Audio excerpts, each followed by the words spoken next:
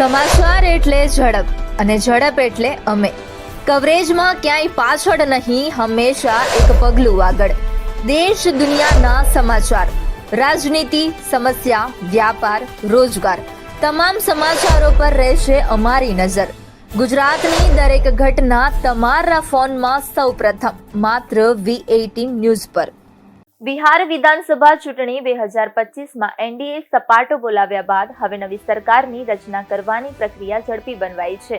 એનડીએની નવી સરકારનો શપથ ગ્રહણ સમારોહ 20 નવેમ્બરે પટણાના ઐતિહાસિક ગાંધી મેદાનમાં યોજાશે. આ ભવ્ય સમારોહમાં વડાપ્રધાન નરેન્દ્ર મોદી પણ હાજરી આપવાના છે.